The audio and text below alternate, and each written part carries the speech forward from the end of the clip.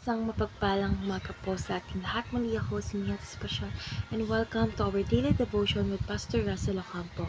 And today our devotion or our topic is all about sin and suffering, and our scripture is all about 2 Corinthians chapter 4 verse 7. So 17, so NA version. For our light and momentary troubles are achieving for us an eternal glory that far outweighs them all. So, tungkol saan nga ba tong verse na ito? So, yung verse na ito ay nagpapakita ng pag-asa sa gitna ng pagdurusa na bagamat ng ating mga pagsubok ay tila mabigat at pansamantala lamang ito at nagbubunga ng ito ng walang hanggang kaluwalhatian. So, sa kabila ng mga paghihirap, ang plano ng Diyos ay naghahanda ng mas dakilang gantimpala sa hinaharap. Ang ating mga paghihirap ay may layunin na idinudulot nito ang paglinang ng ating pananampalataya at pagtitiwala sa Diyos.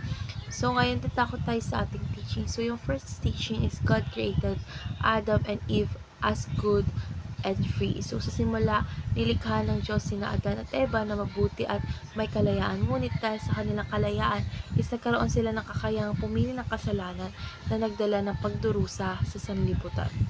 Second is God allowed suffering for His greater glory. So, bagamat mahirap unawain, pinapayagan ng Diyos ang pagdurusa upang mapakita ang kanyang kawalhatian, karunungan at kapangyarihan sa kabila ng ating mga limitasyon. So, last is God gave Jesus to bear the penalty for sin. So, ibinigay ng Diyos si Jesus upang akuin ang mga kaparusahan ng kasalanan. So, sa pamamagitan niya is may pag-asa tayo na mapatawad at nagkaroon ng kaligtasan sa kabila ng mga kasalanan at pagdurusang dala ng sanlibutan. So, ngayon dadako na tayo sa ating application. So, yung first application is trust in God's higher purpose despite misery. So, magtiwala tayo sa mas mataas na layunin ng Diyos na sa kabila ng mga pagsubok, may plano siya na higit pa sa ating nakikita. Second is trust that God's ultimate justice will prevail. So, maging tiwala na sa bandang huli, ang katarungan ng Diyos ay magtatagumpay at ang kasalanan at pagdurusa ay hindi magtatagal. So, last is trust in God's eternal wisdom and plan. So, dapat tayo magtiwala sa karunungan ng Diyos na higit sa atin at tanggapin na ang lahat ng bagay ay para sa mas dakilang layunin na minsan ay hindi natin lubos na maunawaan ngayon.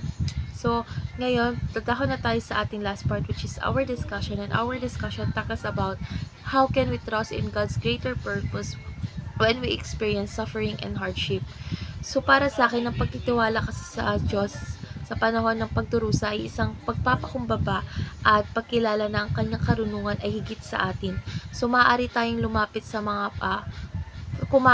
mga pangako ng Diyos na ang bawat pagsubok ay may layunin at humahantong sa mas dakilang bagay na hindi natin lubos na mauunawaan sa ngayon.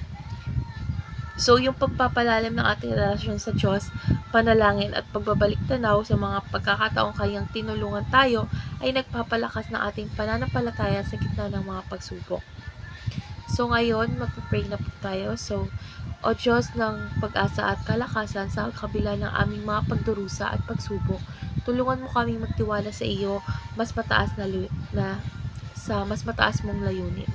Gabayan mo kami na maging matatag sa pananampalataya, na naniniwalang ang lahat ng bagay ay may dahilan at humahantong sa iyong kawalhatian. Huwag mong hayaan na ang aming pananampalataya ay maghina at bigyan mo kami ng kapayapaan sa kabila ng aming mga pinagdaraanan.